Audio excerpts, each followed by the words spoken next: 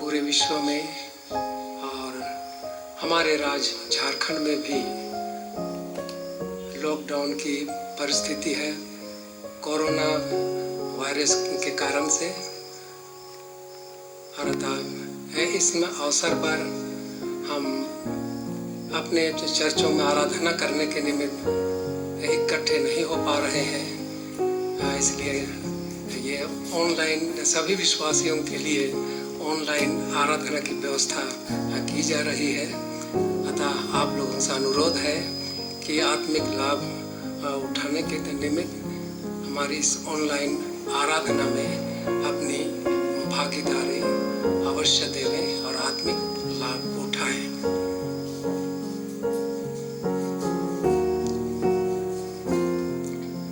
प्रभु के नाम की महिमा को स्वीकार करो, भेंट लेकर उसके आंगनों में प्रवेश करो, पवित्रता से सजकर उसकी आराधना करो।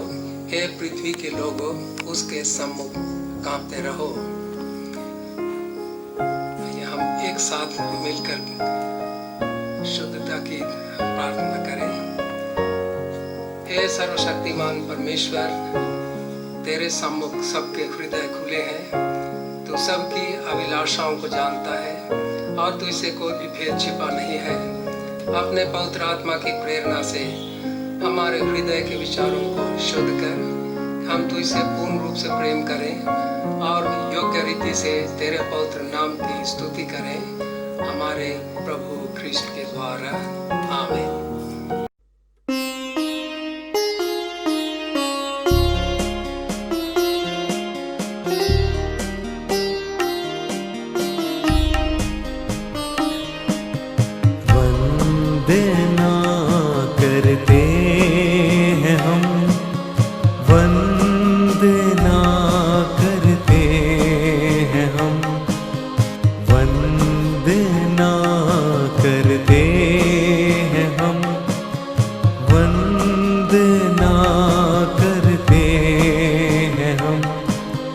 हृदय को तेरे सामने लाकर रखते हैं हम,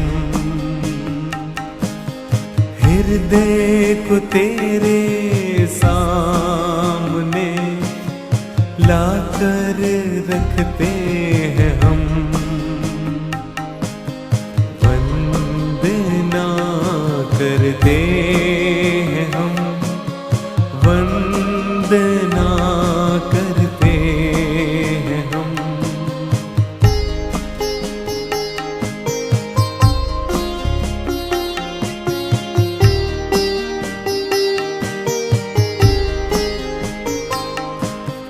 हृदय में मेरे मसीहा जीवन दीप जला, हृदय में मेरे मसीहा जीवन दीप जला। हृदय के पापों को धोकर प्रेम की राह दिखा, हृदय के पापों को धोकर प्रेम की राह दिखा। वंदना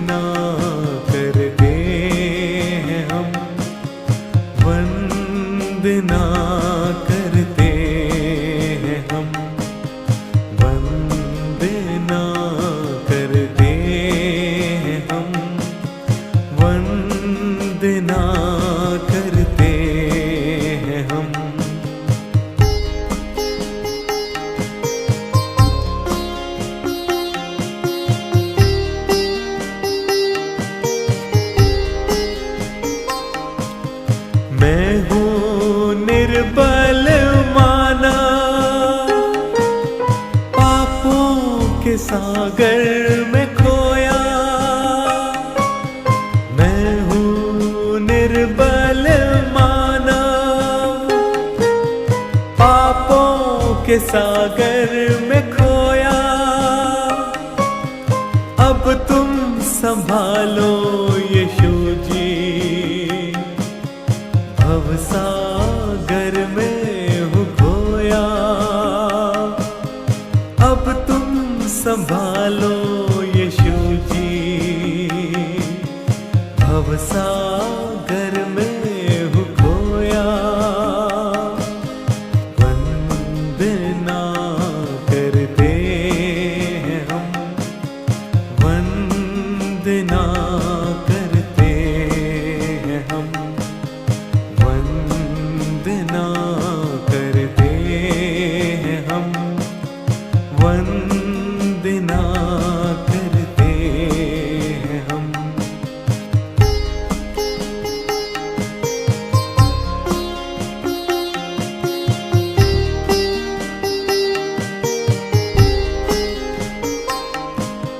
शक्ति दे दो मुझको,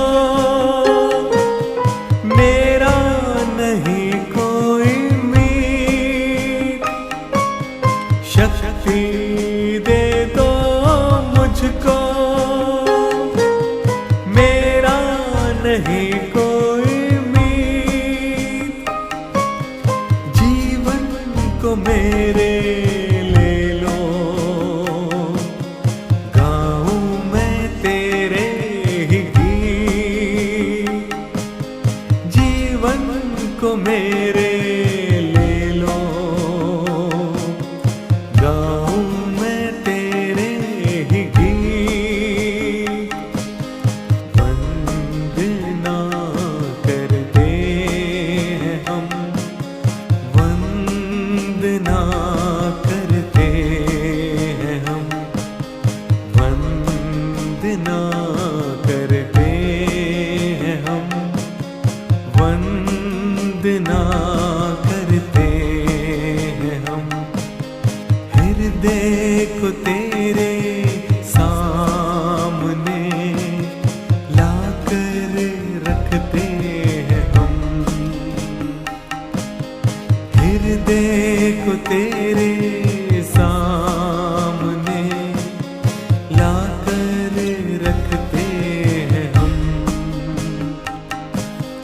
वंदना करते हैं हम, वंदना करते हैं हम, वंदना करते हैं हम, वंदना करते हैं हम।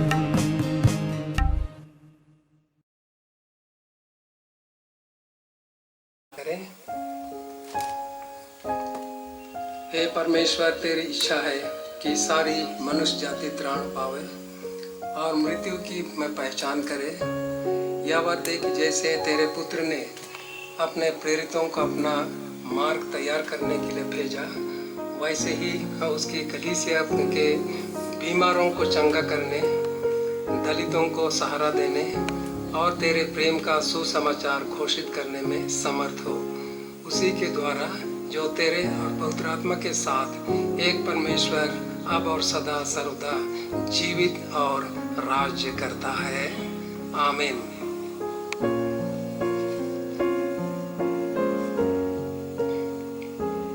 हे परमेश्वर, तू दिन के प्रकाश का बनाने वाला है।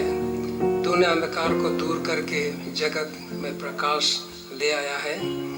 हमारे मध्य से पाप के अंधकार को दूर कर हमारे हृदय में अपने सत्य का प्रकाश भर दे और हमारे हाथों को भले कार्य करने के लिए सबल बना। तेरा पुत्र यीशु ख्रिस्त सत्य ज्योति है, उसी के द्वारा हमें प्रकाश और आनंद प्रदान कर, हमारे प्रभु यीशु ख्रिस्त के द्वारा। आमीन। हे अनंत परमेश्वर, तेरी सामर्थ्य से हमारी मुक्ति हुई और तेरे प्रेम से हमारा द्वारा हमारा उद्धार हुआ है। तो अपने पवित्र आत्मा के द्वारा हमारा मार्गदर्शन कर और हमें सबल बना कि हम तेरी सेवा करने के लिए अपना जीवन अर्पण करें और आज दिन भर एक दूसरे के प्रति प्रेम का व्यवहार करें, हमारे प्रभु यीशु ख्रिस्त के द्वारा। आमीन।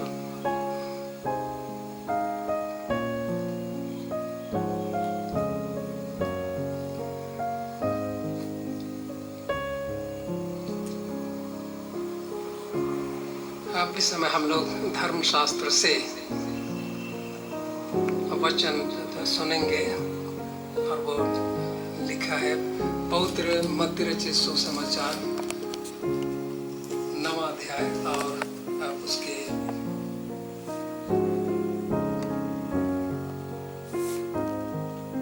36 पद से सुनेंगे। पवित्र मत्ती रचित सुसमाचार 9वां अध्याय और उसके 36 पद से।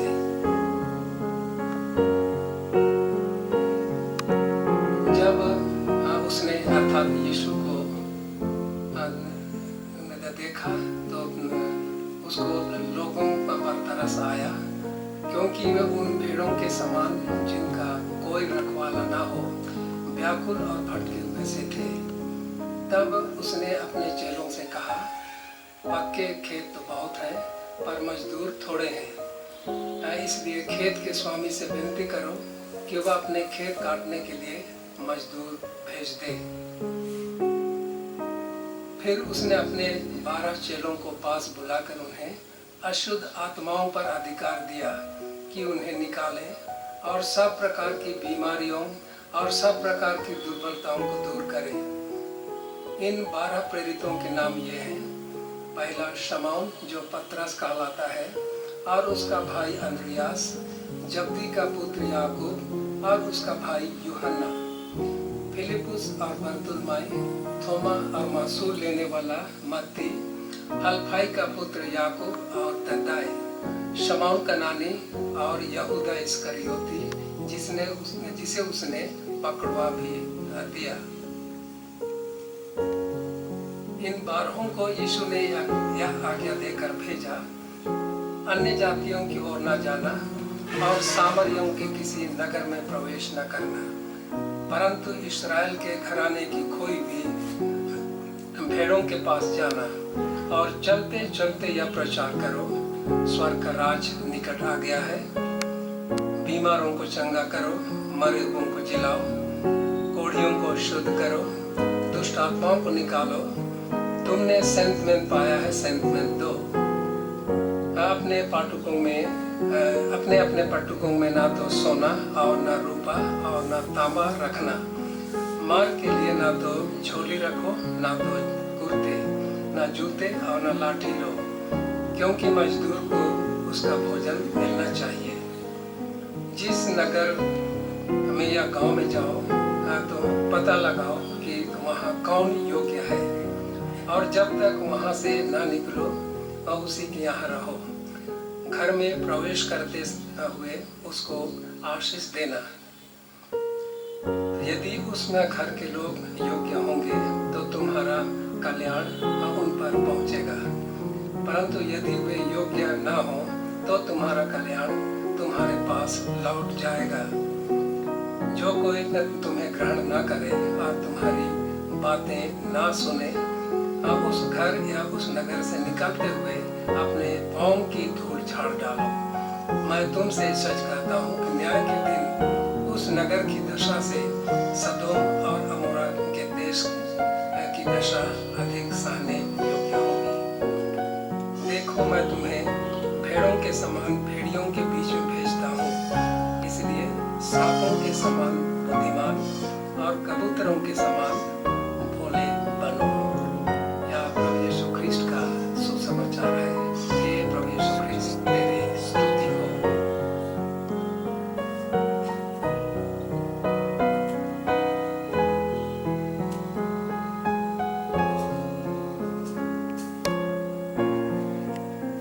इस समय जो वचन पढ़ा गया उसे थोड़ी देर हम मनन करें, और उसके लिए मैंने चुना है मत्ती रचित सुसमाचार से 9वां अध्याय और उसके 37 पद। मत्ती रचित सुसमाचार 9वां अध्याय और उसका 37वां पद। पक्के खेत तो बहुत हैं परंतु मजदूर थोड़े हैं, इसलिए खेत के स्वामी से विनती करो कि वह अपने खेत काटने के लिए मजदूर भेज दे। पक्के खेत बहुत हैं पर मजदूर थोड़े हैं, इसलिए खेत के स्वामी से विनती करो कि वह अपने खेत काटने के लिए मजदूर भेज दे। हम प्रार्थना करें। सर्वशक्तिमान पिता परमेश्वर, आपकी सहायता के बिना हम आपके वचनों को समझ नहीं सकते। अपना पवित्र आत्मा भेजकर हम सबों की मदद करें और जितने भी सुनने वाले हैं आत्मिक लाभ प्राप्त करें और आज के इस वचन से विशेष प्रेरणा पाकर आपके नाम की महिमा के लिए अपने जीवन को समर्पित करें। हमारे प्रभु यीशु ख्रीष्ट के द्वारा आमीन।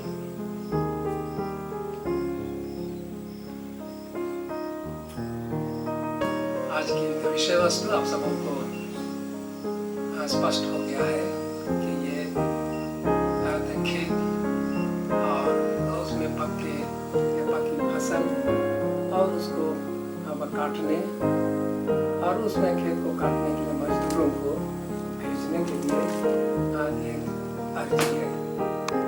इसलिए मैं आज आपका ध्यान 3 बातों की ओर खींचना चाहता हूँ और सबसे पहली बात है यीशु का द्वारा ये आह्वान है। ये यीशु द्वारा यानी यीशु ने एक आह्वान दिया। एक खेत पक चुका है, मजदूर थोड़े हैं, खेत काटने के लिए मजदूरों को भेजने के लिए खेत के स्वामी से विनती करना है।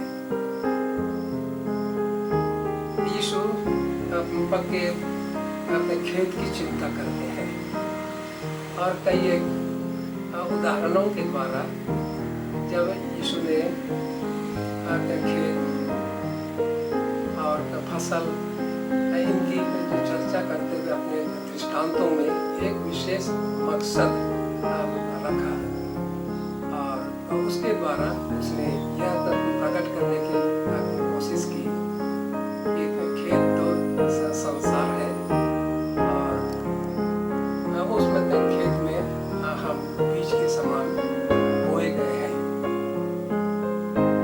और इसलिए यीशु को हम से सबों के आत्माओं की कटनी की बड़ी चिंता है। अपने समकालीन उन्होंने देखा कि परिस्थितियाँ बिल्कुल तैयार हैं। उनकी परिस्थितियों को कालों को हम लोग देखते हैं। तो इससे पहले पूर्व युग में पुराने समय में परमेश्वर ने अपने लोगों को इकट्ठा करने के लिए किस तरह से प्रयत्न किया और उनको उस प्रतिज्ञा देश कनान की उस भूमि में पहुंचाने का यत्न किया और उनको एक व्यवस्था नियम देकर के संगठित रूप में रहने के निमित्त उनको मूसा की अगुवाई में उनको आगे ले चला। और अब बहुत समय आ गया है कि उस समय ये तैयारी का समय था और भिन्न राजाओं के द्वारा उनकी अगुवाई की गई, नबियों के द्वारा उनको मार्गदर्शन दिया गया। परंतु समय के बीतते बीतते या तो समाज और अधिक बिगड़ती चली गई। तब जैसा हम सुसमाचार में यह तब पाते हैं कि जब समय पूरा हुआ तो प्रभु यीशु ख्रीष्ट एक स्त्री से जन्म लेकर के व्यवस्था के अधीन उत्पन्न हुआ। तो ये यीशु का युग आ गया है और आत्माओं की कटनी की चिंता उसको है। इसीलिए वो खेत के बारे में चर्चा करते हैं कि खेत में फसल पक चुका है, कटनी करना है। यदि समय पर फसल की कटनी ना की जाए तो वह बर्बाद हो जाएगा। और इसमें हम यीशु का एक आह्वान पर पाते हैं कि ना सिर्फ अपने चेलों को लेकिन इस वर्तमान युग में, इस वर्तमान समय परिस्थितियों में हम प्रत्येक कलीसिया के सदस्य जो उसके अनुयायी हैं, उसके विश्वासी हैं, सबों के लिए यह आह्वान है कि पक्के खेत बहुत हैं, मजदूर थोड़े हैं। खेत के स्वामी से विनती करो कि फसल की कटनी ठीक समय में की जाए ताकि फसल बर्बाद ना हो। हम प्रभु यीशु ख्रिस्ट की इस चिंता को यूहन्ना रचित सुसमाचार 10वें अध्याय और उसके 16वें वचन में पाते हैं। और वो कहते हैं, मेरी और भी भेड़ें हैं जो इस भेड़शाला की नहीं है, मुझे उनका भी लाना आवश्यक है ताकि एक ही झुंड होगा और एक ही चरवाहा होगा। इसलिए यीशु को इस समय बहुत चिंता है और इसने पक्के के खेत, पक्की फसल के द्वारा उसी की चिंता को यहाँ व्यक्त करते हैं। एक ऐसे सभी जो उसके लोग हैं, सभी जो संसार के लोग हैं, भेड़ों की झुंड की तरह हैं और उनके लिए यीशु चिंता करते हैं कि सभी भेड़ें, सभी मनुष्य जाति उसकी भेड़शाला में आकर के वो उद्धार का स्वाद चखे, उस उद्धार के आनंद को प्राप्त करें। और इस आशा की बातें हम लूका रचित सुसमाचार 9वां अध्याय और 55 पद में भी पाते हैं। वो में कहते हैं, मैं प्राणों को नाश करने नहीं परंतु प्राणों को बचाने आया हूँ। एक परिस्थिति ऐसी थी कि चेले उनका विरोध करने वालों को उनके नाश की बातें कह रहे थे। तो यीशु ने कहा, मैं इसलिए नहीं पे आया हूँ कि लोगों के प्राणों को मैं नाश कर दूँ, परंतु उनके प्राणों को मैं बचाने के लिए आया हूँ। और हम लूका 19 अध्याय और उसके 10वें वचन में जहाँ हम जक्कई का वर्णन पाते हैं, जब उसके संबंध में लोग ये रोष प्रकट कर रहे थे कि एक पापी के घर में यीशु गए हैं, उनके साथ खाना पीना कर रहे हैं, संगति कर रहे हैं। तो इसी संदर्भ में यीशु ने कहा था लूका 19 अध्याय और उसके 10वें वचन में, मनुष्य का पुत्र खोए हुओं को ढूंढने और बचाने आया है। इसलिए हम इस चिंता को स्पष्ट देख सकते हैं कि जो पकी फसल है उसका समय पर काटना जरूरी है। कोई भी किसान अपने खेत में पकी फसल को जब बर्बाद होता हुआ देखता है तो उसको मन में बहुत दुख होता है, क्योंकि उसने उसमें परिश्रम किया है और उसका परिश्रम जाता हुआ नजर आ रहा है। और दूसरी बात जो आपके सामने मैं रखना चाहता हूँ, आह्वान के प्रति समर्पण जरूरी है।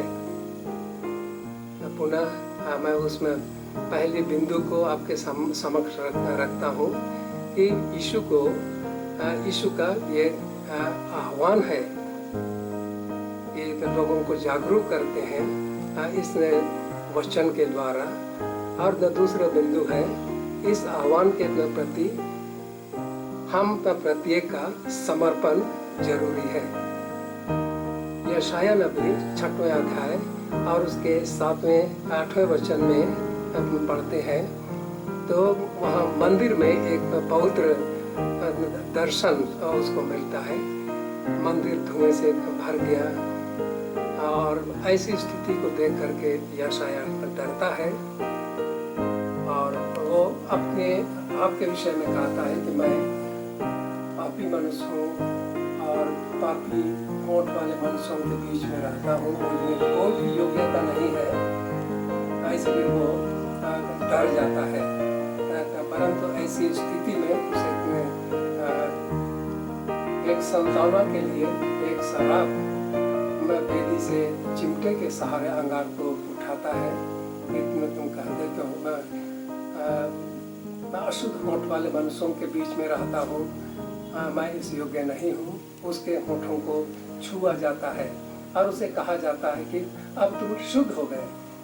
और तब इसी संदर्भ में यशाया कहते हैं कि मैं अब तैयार हूँ, मैं यहाँ हूँ, मुझे भेज। ये एक समर्पण की बात है कि वो व्यक्ति जो पहले अपने आप को बचाना चाहता था कि मैं अयोग्य हूँ, परंतु परमेश्वर ने उसके लिए उसकी अयोग्यता का बंदोबस्त किया। हम प्रत्येक मनुष्य हम अयोग्य हैं, परंतु जब हम यीशु के द्वारा छुए जाते हैं, उसके आत्मा के द्वारा हम पवित्र किए जाते हैं, उसके लहू उसका लहू हमारे हृदयों में बहता है, तब हम शुद्ध हो जाते हैं। उनके वचन में बोलता है कि यीशु का लहू हमें हर प्रकार के पापों से शुद्ध करता है। इसलिए यशाया इस परिस्थिति को याद करते हुए कहता है कि मैं अब शुद्ध हो गया, मैं यहाँ आपकी सेवा के लिए उपस्थित हूँ, इसलिए मैं आपकी सेवा के लिए जाऊंगा। अपनी स्वीकृति को वो अपना प्रदान करता है कि मैं यहाँ हूँ, मुझे भेज। और राजाओं की पहली पुस्तक यानी पहला राजा 19 अध्याय और उसके 20 और 21वें पद में एलिया और एलीशा की सेवाओं के बारे में पाते हैं। एलिया अब एक भविष्यद्वक्ता है और एलीशा एक में खेतीहर है। अब वह अपने खेत में 12 जोड़ी बैल के साथ वो हल चला रहा था और बरवे के साथ वो था।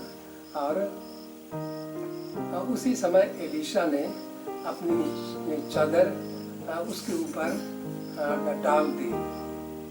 तब एलीशा आप कहता है कि मैं आपके पीछे जरूर आऊँगा, परंतु हम इसको उसमें वचन के रूप में पढ़ें तो ज़्यादा अच्छा रहेगा। राजाओं की पहली पुस्तक आप बाइबल के साथ बैठे हैं तो मेरे साथ पढ़ सकते हैं।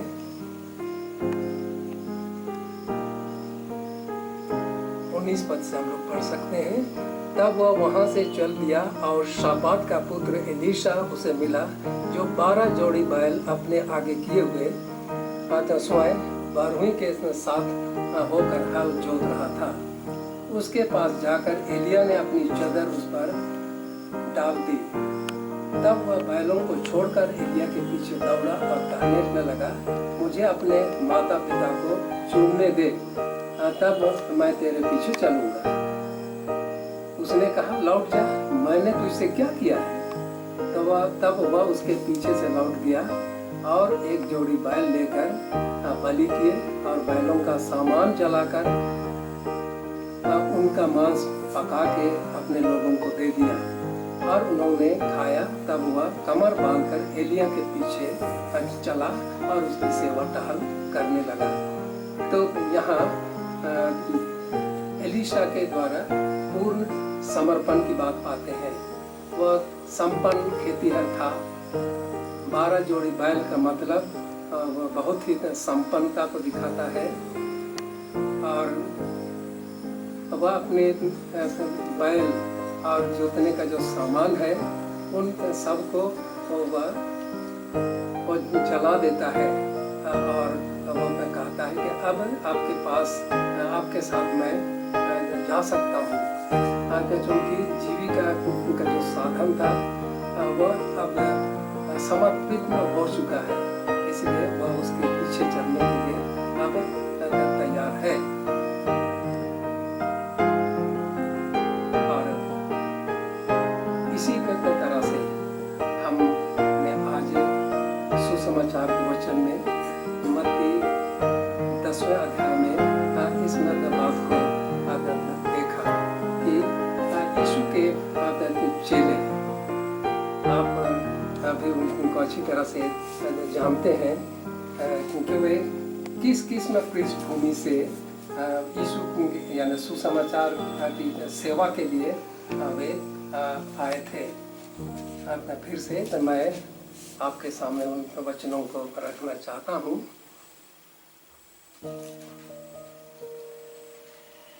फिर उसने अपने 12 चेलों को पास बुलाकर उन्हें अशुद्ध आत्माओं पर अधिकार दिया कि उन्हें निकालें और सब प्रकार की बीमारियों और सब प्रकार की दुर्बलताओं को दूर करें। इन 12 चेलों के नाम ये हैं। पहला शमौन जो पतरस कहलाता है, और दूसरा और उसका भाई अंद्रियास, जब्दी का पुत्र याकूब और उसका भाई यूहन्ना, फिलिपुस और बरतुल्मै, थोमा और मासूल लेने वाला मत्ती, हल्फाई का पुत्र याकूब और तदाय, शमौन कनानी और यहूदा इस्करियोती जिसने उसे पकड़वा भी दिया। हम इनके साथ इनके जीवन की बहुत सारी विशेषताओं को पाते हैं। उनमें से अधिकतर तो गलील सागर में मछली मारने वाले मछुए थे, और उनमें से कुछ अन्य उद्यम के लोगों को भी हम पाते हैं, जैसे महसूल लेने वाला मत्ती। महसूल लेने वाला मत्ती ये उससे थोड़ा हट करके उसका व्यवसाय था, उसका काम था। ये बहुत अच्छी नौकरी थी उन दिनों में, परंतु उसने उसको छोड़ दिया। और बरतुल्मै के बारे में भी, जिसका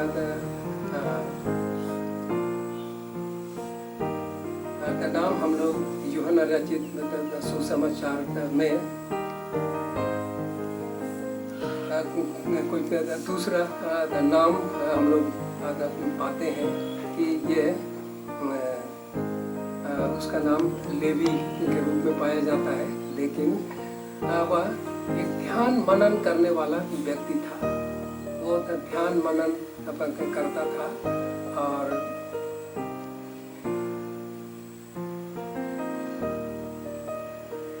वह गूलर के अपने पेड़ के पास बैठ करके ध्यान मनन कर रहा था। और ऐसे समय में यीशु ने उसको देखा और उसको अपने पास बुलाया। यहूदा इस्करियोती के संबंध में हम पाते हैं कि उसके साथ उसका पकड़वाने वाला भी उसका नाम जोड़ा गया है। तो ये ऐसे ऐसे व्यक्तित्व के लोग थे। इसको छोड़ करके अन्य लोगों ने समर्पित भावना से यीशु के पीछे चलने का निर्णय ले लिया, और विभिन्न प्रकार की कठिन परिस्थितियों में जो भी कि कई एक बार परीक्षाएं आई पतरस के जीवन में, इन बातों को हम लोग पढ़ सकते हैं। और नतनिएल, जिसका नाम नतनिएल था, नतनिएल वह गुलर के पेड़ के पास वह बैठ करके ध्यान मनन करता था। उसने भी यह आह्वान सुन करके यीशु की ओर, यीशु के साथ चलने का निर्णय ले लिया और उसके पीछे पीछे वो चलने लगा, जिसे यीशु ने उसे इससे भी बड़े बड़े काम देखेगा। और स्वर्गदूतों को स्वर्ग पर चढ़ते या नीचे उतरते देखोगे। अब इस तरह की स्थिति से चले यीशु के पीछे चल करके उन्होंने अपने समर्पण की, समर्पित जीवन और समर्पित सेवा को उन्होंने सुसमाचार के लिए दिया। यीशु के लिए, यीशु के साथ उन्होंने जब तक रहना था तब साथ दिया। और तीसरी बात मैं चर्चा करना चाहता हूँ, विश्वास योग्य ने विश्वास योग्यता।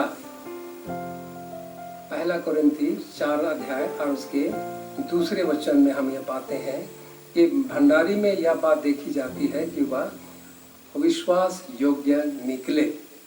भंडारी में एक बात आवश्यक है, यह बात देखी जाती है कि वह विश्वास योग्य निकले। कलीसिया की सेवा का संकल्प जब हम लेते हैं, निर्णय लेते हैं, प्रभु के सेवकों के लिए एक चुनौतीपूर्ण वचन है। विभिन्न प्रकार के प्रलोभन सामने आते हैं। और ऐसी परिस्थितियों में एक भंडारी को, प्रभु के सेवक को विश्वास योग्य होना, फेथफुल होना, उसका फेथफुलनेस बहुत जरूरी है। इसलिए कोरिन्थ निवासियों को पौलुस प्रेरित करते हैं कि उसमें वो भंडारी विश्वास योग्य निकले। हम बाइबल में बहुत से युवकों के वर्णन पाते हैं, जिसमें सबसे अधिक चर्चित यूसुफ है। वो पोतीफर के घर में गुलाम के समान बेचा गया, परंतु उसकी विश्वास योग्य सेवा के कारण से, उसमें गुलाम की सेवा से पोतीफर के घर में बहुत आशीष हुई। घर में, मैदान में उसके जितने भी जीव जानवर थे उनमें बड़ी आशीष थी, घर में जो संपत्ति थी उसमें बड़ी आशीष थी। और यह सब यूसुफ की विश्वास योग्य सेवा के कारण से। इसलिए पोतीफर के घर से लेकर के वो मिस्र के राजभवन तक उसकी विश्वास योग्यता को हम लोग देखते हैं। अपने भाइयों से बदला लेने के बदले उसने उनके साथ कोमलता का व्यवहार किया, एक भ्रातृय प्रेम का व्यवहार किया। और उसने कहा, यदि आप उत्पत्ति 45 और उसके 5वें पद को पढ़ेंगे तो पाएंगे कि उसने ये कहा कि क्या मैं परमेश्वर की जगह में हूँ और मैं उसके परमेश्वर की जगह में नहीं हूँ, और इसलिए तुम लोग दुखित मत हो, और तुम्हारे प्राणों को बचाने के लिए परमेश्वर ही ने मुझे यहाँ भेज दिया है। ये कितनी बड़ी बात है कि उसने बदला लेने के अच्छे अवसर में उसमें बड़े पद की उस जिम्मेवारी को उसने समझा कि बदला लेने का यह समय नहीं है, परंतु अपने भाइयों से इस संकट के समय में, अकाल के समय में प्रेम और दया दिखाने का अवसर है। हम इसमें कोरोना काल में हमारे भाई बंधु, विशेष करके जो मजदूर वर्ग के हैं, अपने जीवन यापन के लिए हमारे देश के बड़े शहरों में जीविका के लिए वे चले गए थे, और कितने लोग अभी भी हैं, और उनको लौटने की जब आवश्यकता पड़ी ऐसे संकट के समय में, बहुत सारी कठिनाइयाँ उनके जीवन में आई। यात्रा में बहुत सारी कठिनाइयाँ आई। बहुत से लोग रास्ता में चलते चलते भूख और प्यास से मर भी गए। उनको हमने अपने उस समाचार माध्यमों से अवश्य देखा। तो ये और ऐसे लोगों की भी कमी नहीं थी जो समाज से सेवी थे। हमारी उदार सरकार ने भी उनकी मदद के लिए यथासंभव कोशिश किया। हम उनको धन्यवाद हमें देना है। और इसी तरह से हम ऐसे संकट के अवसर को एक ऐसा अवसर बनाए जिससे कि हमारा पिता जो सबका स्वामी है, चाहे अपने अपने धर्म विश्वास के अनुसार उसका नाम किसी भी रूप में लेते हो, लेकिन हमारा जो प्रभु परमेश्वर है, सबका प्रभु है, सबका पालन पोषण करने वाला है। हम उसके इतने लोग हैं, उसके बच्चे हैं। इसलिए अपने लोगों के प्रति हमें इस तरह का एक जीवन को दिखाने की आवश्यकता है। और इसी तरह से दानियल को भी हम देखते हैं। दानियल नामक पुस्तक अपना 2 अध्याय को, 4 अध्याय को, 5वें अध्याय को हम पढ़ेंगे तो ये भी एक यूसुफ के समान स्वप्नों के अर्थ का बताने वाला एक पंडित था। और उसने भिन्न भिन्न अवसरों पर भिन्न भिन्न स्वप्न देखे। एक में बड़ी मूर्ति, एक में बड़ा वृक्ष हरा भरा हरियाली पत्तों से भरा हुआ, और दीवार के ऊपर कुछ लिखता हुआ हाथ, इन सब का मतलब दानियल ने राजा को बतला दिया और इस तरह से अपनी उस जिम्मेवारी को जो परमेश्वर ने उसको दिया था, उस ज्ञान को उसी की महिमा के लिए उसने प्रकट किया। उसमें स्वार्थ नहीं था। इसलिए आज हम जब इस वचन को पढ़ते हैं तो पक्के खेत बहुत हैं। खेत को काटने की जिम्मेवारी किसकी है? मजदूरों को खोजने की जिम्मेवारी किसकी है? मजदूर के रूप में उस खेत में फसल काटने के लिए किसकी जाने की जिम्मेवारी किसकी है? ये सारे बातें विचार करने योग्य है।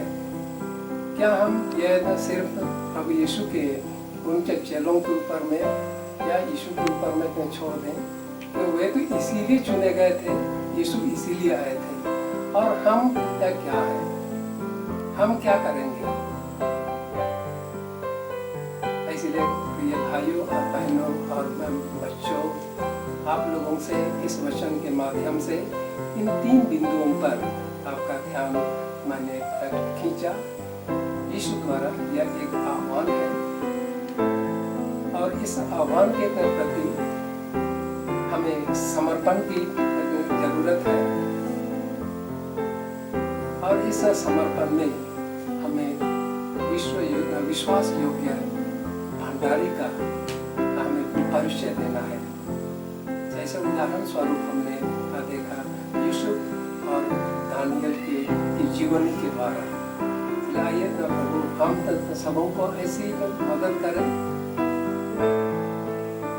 जब इस वचन के माध्यम से हम एक आत्मिक गहराइयों में जाए और अपनी उस जिम्मेवारी को हम स्मरण करें। तो इसीलिए यीशु ने अंतिम रूप से आज्ञा दी कि मैं तुम्हें भेजता हूँ, मैं तुम्हें पूरे विश्व में भेजता हूँ, सब जातियों के लोगों के बीच में भेजता हूँ। सुसमाचार का प्रचार करो, विश्वास करने वालों को पिता पुत्र और पवित्र आत्मा के नाम में बपतिस्मा दो, और उसकी अटल प्रतिज्ञा है कि जगत के अंत तक मैं सदैव तुम्हारे संग रहूंगा।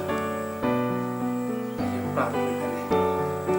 सर्वशक्तिमान पिता परमेश्वर, आपके अति पवित्र नाम की सराहना करते हैं कि आपका वचन 2 धारी तलवार है और हमारे हृदय को गुदे को वार पार छेदता है।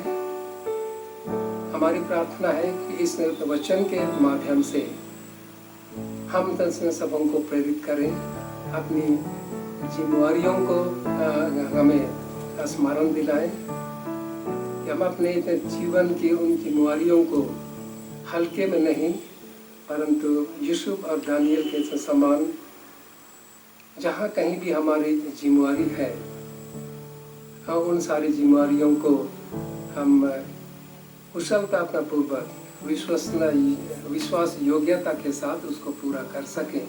यीशु के नाम में आमीन।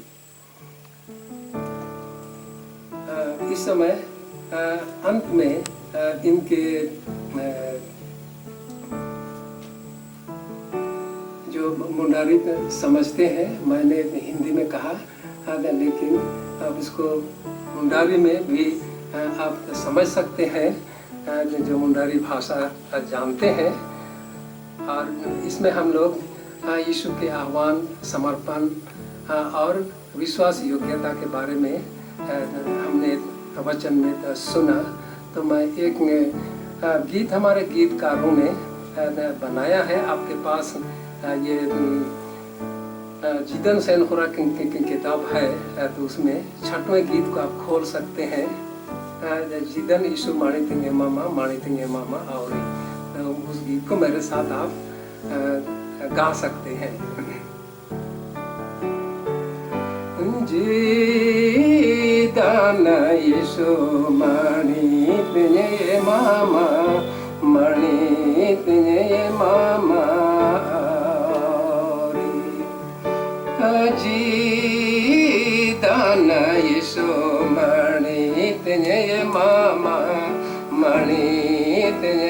मामा औरी। प्रभु यीशु ख्रिस्ट ने एक बार जब एक चुनौतीपूर्ण वचन कहा तो बहुत सारे लोग उत्साहित होकर के उसके पीछे चलने के लिए उन्होंने यह निर्णय लिया कि मैं आपके पीछे आऊँगा। लेकिन यीशु ने कहा कि लोमड़ियों के खो भी होते हैं, भट्ट होते हैं, चिड़ियों के बसेरे होते हैं, लेकिन मनुष्य के पुत्र के लिए जगह नहीं है। ऐसे व्यक्ति के पीछे कैसे आओगे? और किसी ने कहा कि मैं अपने पिता को गाड़ दूंगा क्योंकि वो बहुत वृद्ध है, और इसके बाद आपके पीछे मैं चलूँगा। और क्या किसी ने कहा कि मैं अपने घर में लोगों से मिल करके आऊँगा, तब मैं आपके पीछे आऊँगा। ये तो गीत में इसी आशय की है। Ko konya chole koa, misanya chole koa. Ungenga ko apu konya chole koa, misanya chole koa. Oji dana yisho mani tenye mama, mani tenye mama.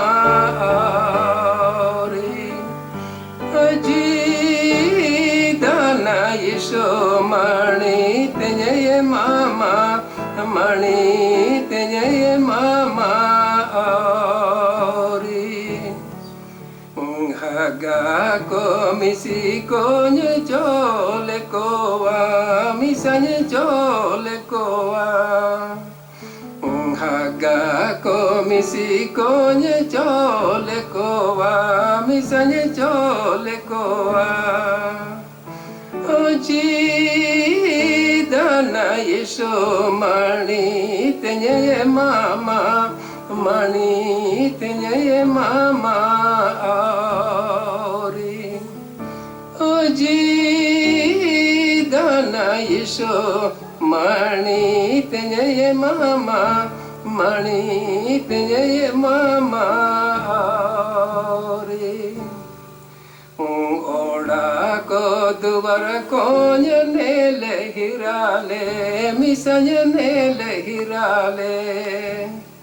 Oda ko dubar konya nele hirale, misanya nele hirale.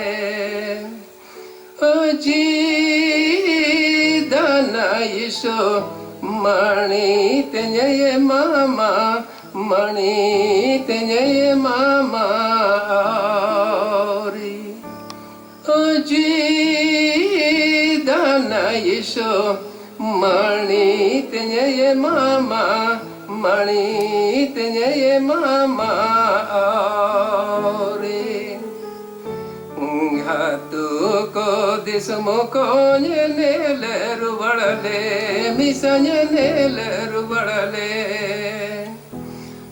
Hatu ko dismo ko nele rubalale, misanya nele rubalale. Oji dana yisho mani tenye mama, mani tenye mama ori.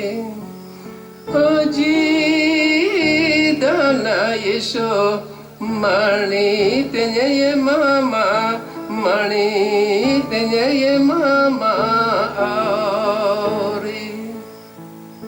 तो इसमें गीत के माध्यम से आपको ये मालूम हो गया कि हमारे कई एक तरह के बहाने हैं यीशु के पीछे चलने के। जैसे हम अपने आप को बचाना चाहते हैं कि पहले ये कर लेंगे तब करेंगे, लेकिन मैं विशेष करके मेरे जो प्रभु के की सेवा के लिए अभिषिक्त भाई बहन हैं, वे इस बात पर आज पुनः विचार करें, बार बार विचार करें कि हमारी बुलाहट क्या है, किसने हमें बुलाया है, और हम तथा सबों को अपनी जिम्मेवारी किस तरह से निभाने की आवश्यकता है, किस तरह से हमें विश्वास योग्य बनना है, प्रभु के उसमें आह्वान के प्रति हम कितने सजग हैं, ये सारी बातें आज की इन वर्तमान परिस्थितियों में हमारे लिए एक चुनौतीपूर्ण विषय है। तो आइए हम अंत में पूरे विश्व के लिए, हमारे देश के लिए, हमारे राज्य झारखंड के लिए और हमारे जितने भी बड़े पदाधिकारी हमारे देश में, हमारे प्रधानमंत्री हैं और उनके संगी विभिन्न रूप में जिम्मेवार मंत्रीगण हैं, हमारे राज्य के मुख्यमंत्री श्री हेमंत सोरेन और उनके मंत्रिमंडल में जितने भी विभिन्न प्रकार की जिम्मेवारियां वे निभाते हैं, प्रशासनिक पदाधिकारीगण हैं, पुलिस है, हमारे न्यायकर्ता है, सबको अपनी प्रार्थनाओं में याद करें।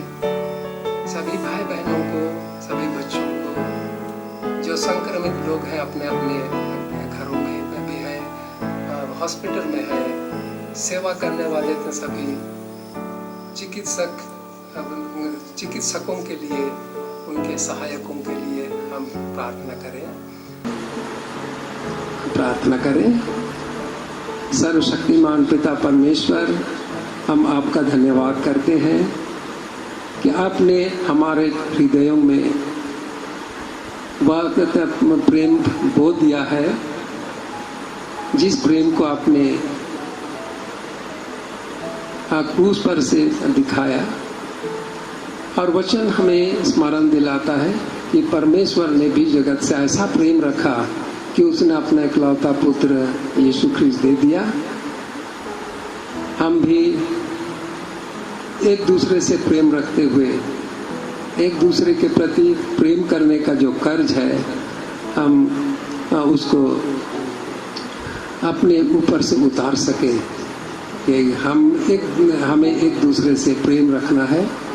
और इस समय इस अशांत दुनिया में, जबकि बदले की भावना से यह दुनिया जल रही है, ऐसी परिस्थितियों में हम तो सबों को आप ऐसा बल दें कि हम अपने जीवन की उसमें पवित्रता को, आपकी उस पवित्रता को बनाए रखते हुए उसमें छोटे जानवर अरमाइन के समान अपने आप को शुद्ध और पवित्र रखें। और वही में शुद्ध और पवित्र जीवन, जैसा पौलुस प्रेरित कहते हैं कि तुम अपने जीवनों को शुद्ध और पवित्र और जीवित और पवित्र बलिदान के रूप में अपने आप को अर्पण करो। हे प्रभु, यह वर दे कि हम अपने जीवन को आपके हाथों में शुद्धता के साथ अर्पण कर सकें। और इस कोरोना महामारी के अवसर पर जितने भी बहुत बीमार लोगों की देखभाल करते हैं, हमारे डॉक्टर्स हैं, पैरामेडिकल स्टाफ है, पुलिस है, प्रशासन है, विभिन्न प्रकार से उनकी देखभाल करने की चिंता कर रहे हैं। और उन बीमार लोगों को भी आपके हाथ में सौंपते हैं। प्रभु, आप उनकी सहायता करें। और हम भी सरकार के उन आदेशों का पालन करें, जिससे कि उसकी रोकथाम हो सके, उनसे बचाव हो सके। हम उनके नियमों का पालन करते हुए उसकी रोकथाम में हम स्वयं भागीदार बने और ये रोग, ये महामारी हमारे देश से, विश्व से दूर हो जाए, हमारे प्रभु यीशु ख्रिस्त के द्वारा। आमीन। और परमेश्वर की शांति समझ से परे है, परमेश्वर के और उसके पुत्र हमारे प्रभु यीशु ख्रिस्त के ज्ञान और प्रेम में हम सबों के हृदय और मन के विचारों को सुरक्षित रखे। और ईश्वर सर्वशक्तिमान पिता की और पुत्र की और पवित्र आत्मा की आशीष हम पर हो, इस समय से लेकर के हमारे जीवन के सब दिन हमारे साथ रहे।